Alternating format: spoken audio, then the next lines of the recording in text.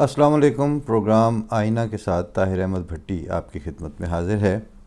आज एक मज़मून का इंतख़ाब किया है जो चंद साल से मुराद ये कि 1.5-2 साल पहले पाकिस्तान के 2 इदारों ने इसको शाया किया था। एक रज़ा रूमी साहब का प्लेटफार्म है ऑनलाइन, पाक टी हाउस, एक उन्होंने शाया किया था, और एक वजाहत मसूद साहब का है हम सब। तो ये मज़मून उन दिनों जो ज़ाहिर है साल में सारा साल ही तकरीबन डॉक्टर सलाम साहब के हवाले से कुछ ना कुछ बहस चलती रहती है, और कोई ना कोई ऐसा वाक़या हो जाता है या बात ऐसी हो जाती है जिसको एज़ इट इज़ डाइजेस्ट करना और उसको जस्टिफाई कर सकना, उसकी ये धरे को ना हुकूमत के लिए मुमकिन होता है, ना मुआशरे के लिए एज़ ए मुआशरा मुमकिन होता है, और ना मुल्क के लिए इंटरनेशनल कम्युनिटीज़ में बैनुल अक़वामी बरादरी में उन हरकात को हज़म करना या उनको पी जाना या उसको अंडर द कारपेट कर सकना, ये उनके लिए मुमकिन नहीं रहता। और ये कोई एक आध वाक़े या किसी एक आध मौके के साथ ये मामला और ये रवैया वाबस्ता नहीं है, ये एक मुस्तकिल तर्ज़ अमल है। और उस तर्ज़ अमल में तब्दीली इसलिए नहीं आ पा रही कि तब्दीली के लिए जिस पर्सनल इंटेग्रिटी की ज़रूरत होती है वो लीडरशिप में बहैसियत लीडरशिप नहीं है। और चूँकि अन्नास अला दीन मुलूकिहिम होते हैं, यानी पब्लिक और अवामुन्नास जो हैं वो अपने सरबराहों ही के तर्ज़ अमल और रवैये और दीन के ऊपर ज़्यादातर उनका अमल होता है, लिहाजा वो पब्लिक तक भी उसका ट्रिकल डाउन इफ़ेक्ट वो आ नहीं सकता, आ नहीं पा रहा। पब्लिक तक और आम आदमी जिसे ग्रास रूट लेवल तक कहते हैं, किसी भी कैफियत को या किसी रिवाज को लाने में डेकेड्स भी लगते हैं, नस्लें भी लगती हैं, और फिर उसके पीछे मेहनत भी होती है। चाहे वो काम आपने परसिक्यूशन और हुकूक का इनकार हो, चाहे वो आपने डैम बनाने हों या मुल्क को तरक्की की राह पे डालना हो, ये दोनों काम मेहनत मांगते हैं। और स्टेप बाय स्टेप आप उस तरफ बढ़ते चले जाते हैं, और फिर जुल्म है तो उसमें तरक्की करते करते आप कार मुज़ल्लत में जा गिरते हैं, और अगर आप बेहतरी की तरफ जा रहे हैं तो तरक्की करते करते जिसे कहते हैं स्काई इज़ द लिमिट, फिर आप आसमानों को छूने लगते हैं। बदकिस्मती ये है कि हमारे यहाँ वो वक्त आ गया है कि अब साहिबाने दर्द जो ख्वाब देखते हैं वही ख्वाब ना रसा। तो इसी में से एक शेर जो था उसका एक मिसरा उन्वान भी बनाया था कि दामन बने तो रंग हुआ दस्तरस से दूर। इससे इब्तदा में जब पाक टी हाउस ने इसको छापा तो उसके शुरू में उन्होंने एक छोटा सा पैराग्राफ डिस्क्लेमर के तौर पर लगाया था, और वो उसी तरह शाया हुआ। पहले तो वो अर्ज़ कर दूँ, मज़मून छापने के साथ ही शुरू में पहले ये नोट दिया हुआ है, ये अमर मुतअद्दद बार ज़ाहिर किया जा चुका है कि मुसन्निफ़ यानी ये आजिज़ अहमदी अक़ीदे से ताल्लुक़ रखते हैं, और चूँकि डॉक्टर अब्दुल सलाम साहब भी इसी फ़िरके से ताल्लुक़ रखते थे, इसलिए मेन स्ट्रीम यानी कौमी धारे में मुसन्नफ़ की तारीर दिलचस्पी का बायस होगी। नीज़ ये भी कि पाक टी हाउस ब्लॉग आज़ादी इज़हार पर यकीन रखता है, इसलिए ये तहरीर क़ारीन की नज़र की जा रही है। याद रहे कि मुसन्निफ़ के ख़यालात से इदारे का मुत्तफ़िक़ होना ज़रूरी नहीं है। एडिटर, ये वही रिवायती एक फ़िक्रा कि एडिटर का मुरासला निगार की राय से मुत्तफ़िक़ होना ज़रूरी नहीं है। अब मज़मून अर्ज़ करता हूँ कि प्रोफेसर डॉक्टर अब्दुल सलाम मरहूम पर इस साल और इस हफ़्ते ज़िक्र खैर के हवाले से मज़ामीन और टीवी प्रोग्राम्स में तज़किरे और सोशल मीडिया पर हलचल सी देखने में आ रही है, और एक तहकीकी हवाले और जुस्तजू की वजह से अच्छी बुरी माकूल या कम माकूल चीज़ें गुज़श्ता 20 बरस से ही नज़र से मुसलसल गुज़र रही हैं। पाकिस्तान में जो मज़ामीन शाया हों या नशरियाती ज़राए से डॉक्टर सलाम साहब का ज़िक्र हो, ان کو دیکھ کر ایک بات بڑی وضاحت سے سمجھ میں آتی ہے، اور وہ یہ کہ ڈاکٹر عبدالسلام پر مثالی مضمون یا ٹاک شو وہ ہے جس میں ان کی شخصیت سے قربت پیدا نہ ہو اور تعلق خاطر کا اظہار نہ ہونے پائے۔ دوسری بات یہ کہ ان کے احمدی اور مواحد ہونے یا قرآن کریم سے کیفیاتی کسب فیض کرنے جیسے حوالوں سے پھلانگ کر گزر جانا ضروری ہے، نہ وہاں پر خود رکیں اور نہ اپنے قاری یا سامع یا ناظرین کو یہ حرکت کرنے کا موقع دیں۔ گویا تذکرہ کرنا تو ناگزیر ہے، پر اس میں سے تفہیم کا کوئی رستہ نہیں نکلنا چاہیے۔ تیسرا یہ امر بھی ملحوظ رہے کہ ڈاکٹر عبدالسلام پر مستند ترین تحریر وہ ہے، اور مستند تحریر اور تقریر کا معیار یہ ہے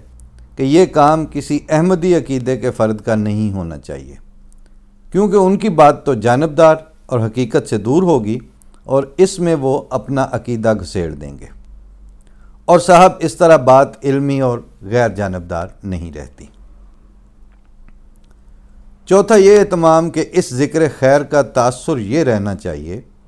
کہ اس مہربانی اور احسان کا بار مرحوم پر، یعنی ڈاکٹر عبدالسلام صاحب پر، اہل پاکستان اور حکومتی اور نجی اداروں کی طرف سے ہے، کوئی جذبات کی رو میں اس کو پاکستان کی قومی ذمہ داری نہ قرار دے بیٹھے۔ قومی سطح کی ستائش کے لیے آئینی طور پر ایمان کی سند رکھنے والے حکومت کے قائم کردہ مشاہیر کی ایک فہرست موجود ہے۔ آئینی اور حکومتی سطح کے توصیفی مضامین اور ٹاک شوز کے لیے اس فہرست میں سے ہی کسی کا انتخاب کر کے پروگرام کیا جا سکتا ہے۔ عبدالسلامی رو میں بہہ کر ان کے سرکاری مشاہیر کی کسر شان نہ ہونے پائے اور حفظ مراتب میں کوئی کوتاہی نہ ہو جائے۔ پانچواں اہم نقطہ جو پاکستان کے اشاعتی اداروں اور نشریاتی اداروں کے حرز جان رہنا چاہیے وہ یہ ہے کہ سہون بھی ڈاکٹر عبدالسلام صاحب کی خدمات کا، ایسی خدمات کا ذکر نہ آنے پائے جن کا عالم اسلام، خدمت قرآن، تفہیم احادیث یا مسلم معاشرے کی فکری تعمیر نو سے کوئی تعلق بن سکتا ہو۔ تو جناب یہ وہ 5 بنیادی اخلاق ہیں جن سے آپ کی تحریروں کا متصف ہونا ضروری ہے، ورنہ ڈاکٹر عبدالسلام پر آپ کی نگارشات پایہ اعتبار سے ساقط قرار پائیں گی۔ عاجز کو اعتراف ہے کہ راکم کی تحریر میں یہ 5 نقائص پائے جاتے ہیں، اور ایک اضافی کج خلقی اس پر مستزاد بھی ہے۔ عام طور پر تمام مذکورہ بالا معیار پر پورا اترنے والے لکھاری ڈاکٹر عبدالسلام کو جھنگ سے گورنمنٹ کالج لاہور اور وہاں سے کیمبرج اور وہاں سے واپس جھنگ مگھیانہ کی گو مگو میں رکھ کر خود کو صاف بچا کے لے جاتے ہیں، مگر میرے علم میں خوب مستحضر ہے کہ پاکستان کا ان کا کوئی سفر روا کے قیام اور زیارت مرکز جماعت احمدیہ کے بغیر مکمل نہیں ہوا، اور نہ ہی وہ اس پر کسی طرح کا سمجھوتا کرتے تھے۔ حتیٰ کہ بدترین میزبان ضیاء الحق کی دعوت پر بھی پاکستان آئے تو روا کا دورہ اس وزٹ میں بھی شامل تھا۔ اسی لیے راکم کو جب موقع آیا تو ایسا ہی اظہار کر کے ذائقہ خراب کرنے کی تلخ یادوں کا تجربہ ہے۔ یہ ایک صاحب نے کہا تھا جی اس کو تجربہ، اور پتہ نہیں وہ انہوں نے تلفظ بتایا تھا۔ اب بات یہ ہے کہ بعض دفعہ روانی میں وہ جزمیں اور زیر زبر وہ نہیں آ پاتی، اس لیے اس کی اب معافی دیجیے گا۔ ڈاکٹر سلام صاحب کی وفات کے ذرا بعد کی بات ہے کہ لاہور میں ایک کانفرنس پرل کانٹیننٹل ہوٹل میں تھی۔ اسلام آباد سے پرویز ہود بھائی اور اٹلی سے ڈاکٹر فہیم حسین صاحب آئے ہوئے تھے۔ وفاقی وزیر سائنس سیدہ عابدہ حسین مہمان خصوصی، اور صدارت تھی جسٹس جاوید اقبال صاحب کی۔ کانفرنس کے آخر پر شرکاء کا ووٹ طلب کیا گیا کہ قائد اعظم یونیورسٹی کے ایک بلاک کا نام ڈاکٹر سلام کے نام پر رکھا جائے۔ خاکسار نے صدر مجلس سے اجازت لے کر عرض کی کہ نئے نام رکھنے کا تکلف اور تردد نہ کریں، اور اگر اس تجویز میں آپ واقعی سنجیدہ ہیں کہ ڈاکٹر عبدالسلام کو خراج تحسین پیش کرنا ہے، تو جس شہر میں ڈاکٹر عبدالسلام نے ہمیشہ کے لیے مدفون ہونے کا فیصلہ کیا ہے، اگر حقیقی جرت اور نیک نیتی ہے تو اس شہر کا نام ہی تبدیل نہ کریں، جس کو پنجاب اسمبلی قرارداد پاس کر کے بدلنے پر تلی ہوئی ہے۔ ان دنوں یہ پروسیس چل رہا تھا۔ حالانکہ اس کے باشندوں کی رائے تو نام بدلنے کے حق میں نہیں ہے۔ اس پر ان احباب اور صحافیوں نے تو شرمندگی محسوس کی، لیکن اہل اختیار نے مجسٹریٹ کے ذریعے مرحوم کی روح کو آرام پہنچانے کے لیے قبر کے کتبے پر آئین اور اسلام کا نفاذ کر دیا، جو آج کل سوشل میڈیا پر حکومت پاکستان کے بیانیے کی مکروہ تصویر پیش کر رہا ہے۔ معاملات دل و نظر میں عجیب تم ہو عجیب ہم ہیں۔ اس بے وقتی کے احساس کے باوجود بولتے رہنا زندگی کی علامت بھی ہے اور ضرورت بھی۔ دوسرا واقعہ ڈاکٹر عبدالسلام صاحب کی بیماری کے آخری دنوں کا ہے۔ ان کے ایک بھائی اس کے راوی ہیں، اور اس سے جو بے ساختہ پاکستانیت جھلکتی ہے، اس کا شعور اور درد تعصب کی دیمک والے قلوب اور اذہان کو کیسے ہو سکتا ہے۔ لندن کے ایک سینئر نیورولوجسٹ ڈاکٹر نے اعصاب اور جسمانی معائنے کے بعد حاضر دماغی کا جائزہ لینے کے لیے پوچھا ڈاکٹر عبدالسلام صاحب سے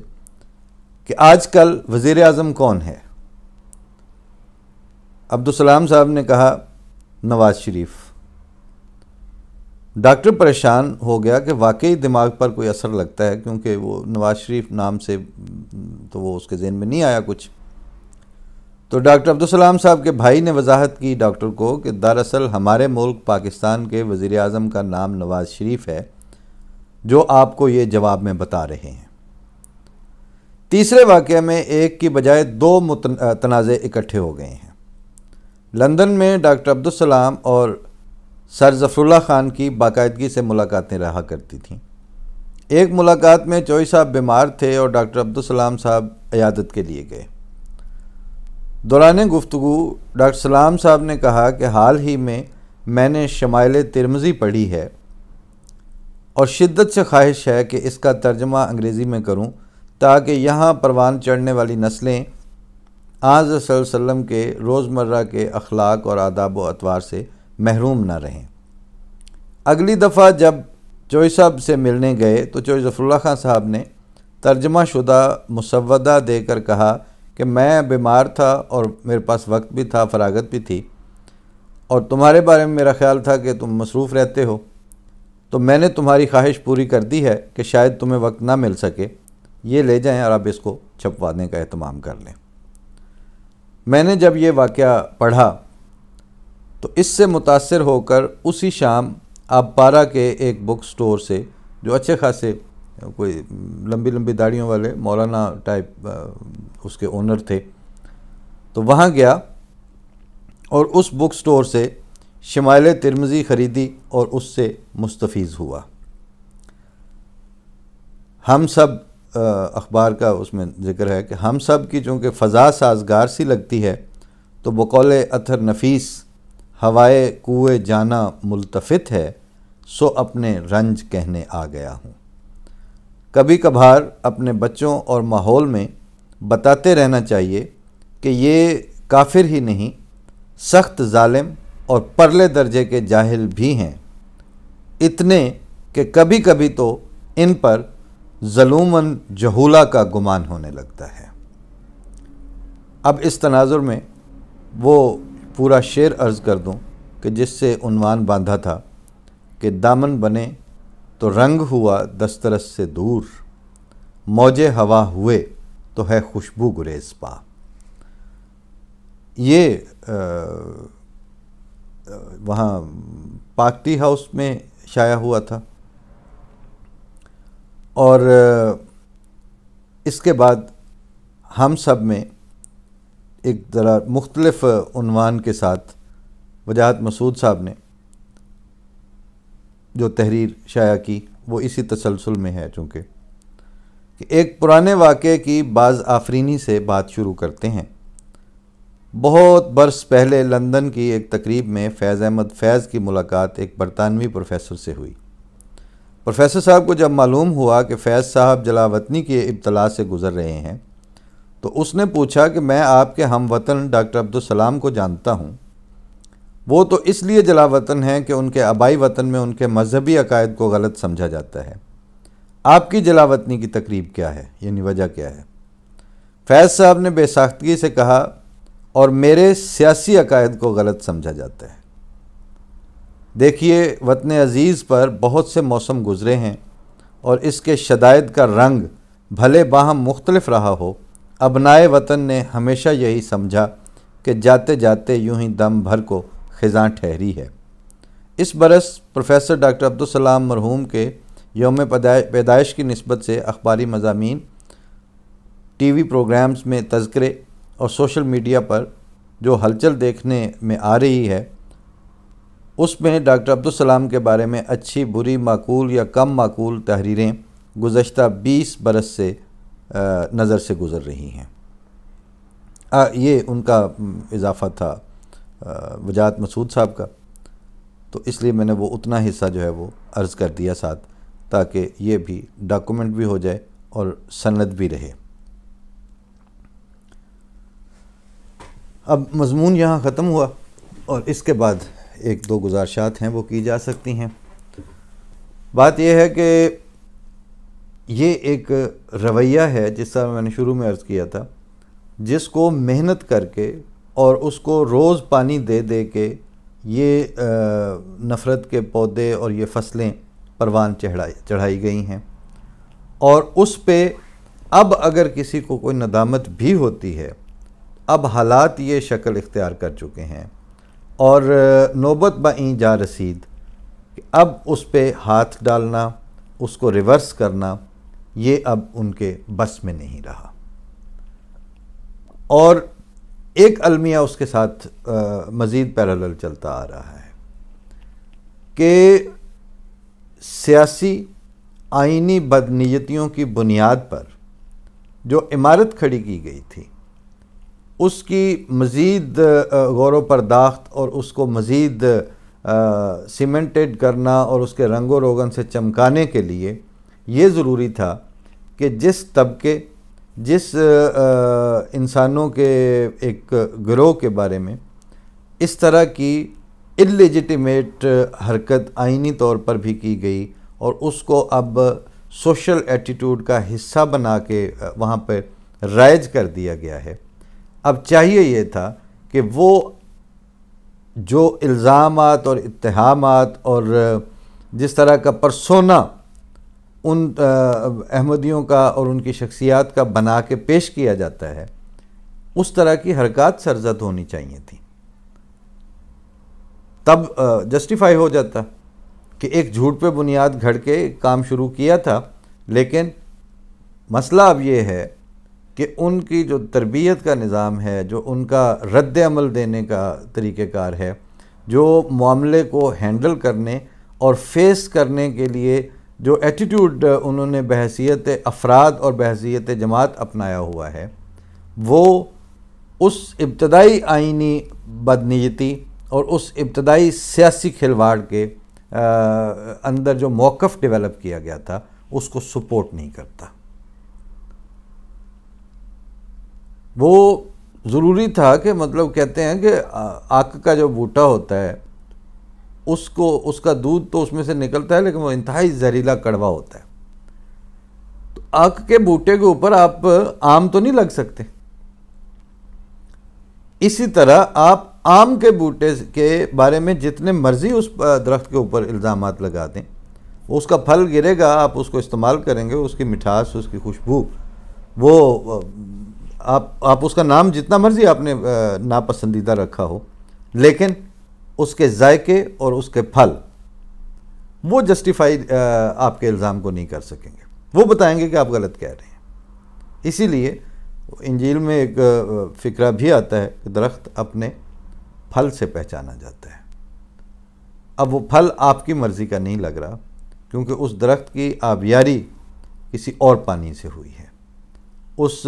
درخت کی جو غور و پرداخت کرنے والی ہستیاں یا شخصیات تھیں، وہ کسی اور قامت اور کسی اور منصب کے تھے۔ اور آپ کا مسئلہ یہ ہے کہ اب تو یعنی خوشی کا غم ہے، نہ غم کی خوشی مجھے، بے حس بنا چکی ہے بہت زندگی مجھے۔ اب آپ، جیسے میں نے عرض کر رہا تھا نا کہ پچھلے چند پروگراموں سے، کہ اب ایک نمبنس اور ڈمبنس جو ہے وہ اب آپ کے شامل حال ہو چکی ہے۔ اس میں مجھے آج تھوڑی کہتے ہیں رنجیدگی والی حیرت ہوئی کہ جب یہ موجودہ حکومت کا سلسلہ چلا تو شمالی امریکہ میں نعیم بخاری صاحب فنڈ ریزنگ کیمپین کے لیے بھیجے گئے، تو انہوں نے وہاں پر ایک ٹی وی چینل کو انٹرویو دیتے ہوئے ایسی خوش فہمی پر مبنی پیشگوئیاں کیں کہ وہ ساری کی ساری ہی غلط ثابت ہوئیں، کیونکہ اس وقت وہ کہتے تھے ابھی تو 100 دن ہوئے ہیں حکومت کو، ان کو 1 سال تو دیجئے، 1.5 سال تو ٹائم تو دے کے دیکھیں، اب تو 2.5 سال ہو گئے نا۔ اور پھر وہ اس میں وزیر اعظم عمران خان کی پرسنل انٹیگریٹی کا بہت چرچا کر رہے تھے، وہ بھی چوراہے میں پھوٹ گئی۔ پھر وہ پولیٹیکل ول، اس کا ذکر کر رہے تھے، وہ بھی ثابت نہیں ہو سکی۔ دل چاہ رہا تھا کہ اگرچہ ان کی بات 2.5 سال پرانی ہے، لیکن جس طرح آج میں نے مضمون پیش کیا کہ بدلہ کچھ نہیں ہے تو اس پہ بات ہوتی رہے گی۔ اسی طرح اگلے پروگرام میں میرا خیال تھا کہ وہ بخاری صاحب کو اب اٹھا کے پی ٹی وی کا وہ بنا دیا گیا ہے چیئرمین، اور جتنے حصے کا ممکن تھا اتنے حصے میں ان کو نوازا تو گیا ہے، لیکن ذاتی طور پر شریف آدمی ہیں، پڑھے لکھے ہیں، مگر ایسے پڑھے لکھے ہیں کہ جو گیلی منڈیر پہ پاؤں رکھنے سے پوری فراست کے ساتھ احتیاط کرتے ہیں۔ وہ وکیلوں کے خلاف بات کر کے کٹ کھا چکے ہیں کہ 1-2 دفعہ، مطلب اپنا کٹ کا لفظ میں نے اس لیے ان کے لیے استعمال کیا کہ وہ خود بھی اپنی گفتگو میں پنجابی کو اس طرح استعمال کر جاتے ہیں کہ وہ سنجیدہ بات جو ہے اس کو تھوڑا سا وہ لائٹ کر جاتے ہیں، تو بلکہ وہ اپنا واقعہ انجوائے کر کر کے سناتے ہیں کہ اس طرح میں نے پڑھے آتے ہیں ماریا۔ لیکن جہاں پر واقعی کوئی سٹینڈ لینے کا موقع آئے گا، وہاں نعیم بخاری صاحب کو بھیجنے اور اپوائنٹ کرنے والے وہ نہیں کھڑے ہو سکتے۔ وہ ہے تو میں نے یہ مثل جو ہے وہ پنجابی پروگرام کے لیے رکھی ہوئی تھی، اور اگلا جو ہنگارہ ہے اس میں تو بات اس پہ کریں گے انشاءاللہ، لیکن اب چونکہ اس تسلسل میں آ رہی ہے تو میں ادھر بھی سناتا جاؤں کہ وہ ایک لو کاسٹ مسلی ان کو کہتے ہوتے ہیں، تو ان کی چودھریوں کے ہاں فوتگی ہو گئی، چودھری صاحب مر گئے، تو سارے رو رہے تھے، تو وہ تو بیچاری برتن شرتن ہی مانجنے آئی ہوئی تھی جو ان کے کام سے ہم کرتی تھی گھر میں، تو وہاں پر بین ڈالے جا رہے ہیں اور بڑے اعلیٰ درجے پہ وہاں پہ پٹس مچی ہوئی ہے، اور ظاہر ہے سوگ بعد میں ہوگا، پہلے تو وہ ایک دفعہ خوب رونا پیٹنا ہوتا ہے اور ایک شور شرابہ اور سارا کچھ۔ تو وہ برتن مانجتی اپنے ساتھ والی دوسری نوکرانی سے کہتی ہے کہ انہاں نوں ہویا کی؟ تو وہ کہتی کہ وہ چودھری ہری مر گئے نمبردار یا جو بھی کوئی وہاں تھا۔ تو وہ بڑی ٹھنڈی آ بھر کے تو اپنے باپ کے حوالے سے باپو کہتی، تو کہتی اتھے باپو ورگے مر گئے نے تے ایک چودھری نوں روندیاں پھر دیاں، اس کے لیے تو اس کا باپو ہی سارا کچھ تھا۔ تو کہتی ہے اتھے باپو ورگے نہیں رہے تو نمبردار نے کتوں بچنا سی۔ بات یہ ہے کہ وہ جن کا پولیٹیکل قامت زیادہ تھا، جن کے پاس اختیار آپ سے 2 چند تھے، جن کی پاپولیرٹی اور جن کے ہر دل عزیزی جو ہے وہ پورے پاکستان سے کشید ہو کے آئی تھی، اور جو کہتے ہیں کہ وہ جمہوریت کے بانی تھے پاکستان میں، پہلی دفعہ ذوالفقار علی بھٹو نے انٹروڈیوس کروایا کہ پبلک جو ہے اس کے حقوق کیا ہیں، اور لوگوں کو ان کے سیاسی شعور دیا، اور اس بہاؤ میں جناب وہ سب سے ہر دل عزیز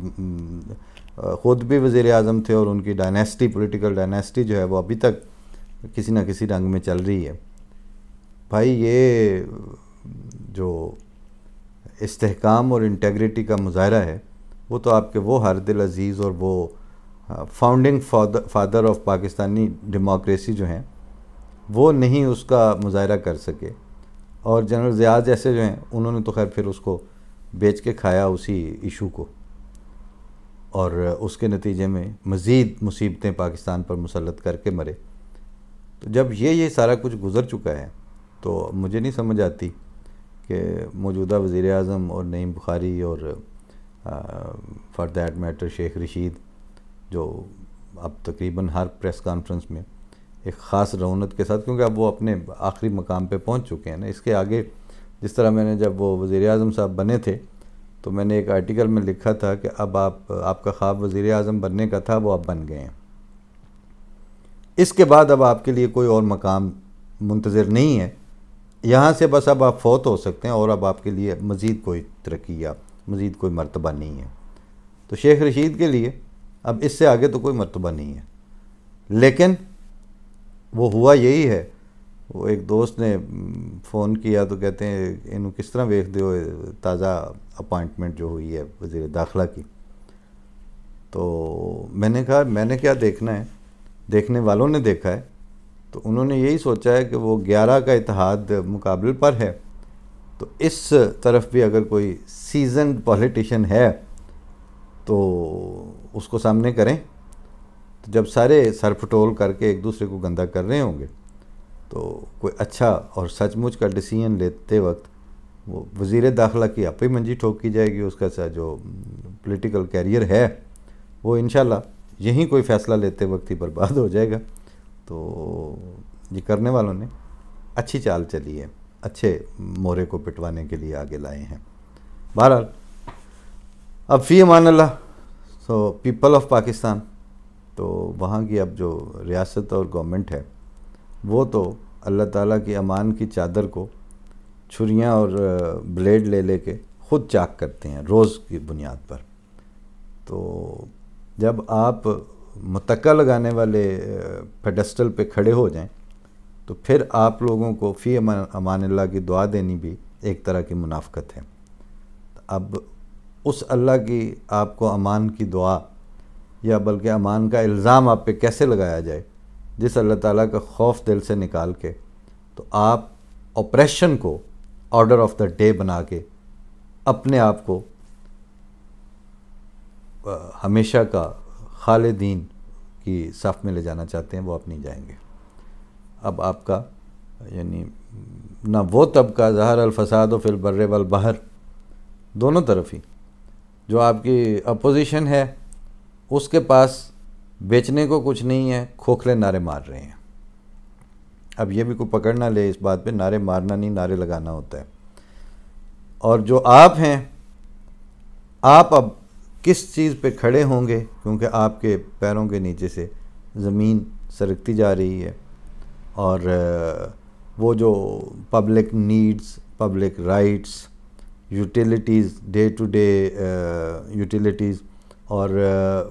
آنے والی جو ینگسٹر والا جو طبقہ ہے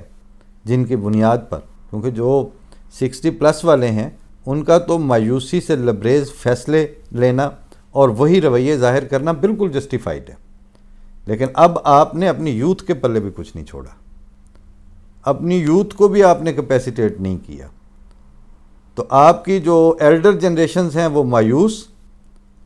اور آپ جس یوتھ کو اس وقت لے کے آگے بڑھ رہے ہیں ان کو آپ انکیپیسیٹیٹڈ یوتھ سٹف کے طور پر آگے بڑھا رہے ہیں۔ تو اس کے بعد آپ اپنا فیوچر دیکھیں، مجھے تو آپ کا فیوچر نظر نہیں آتا ان حرکتوں کے ساتھ، بلکہ آپ کے وائنڈ اپ ہو چکے کے بعد فیوچر نظر آ رہا ہے پاکستان کا۔ اللہ کے حوالے۔ السلام علیکم ورحمۃ اللہ۔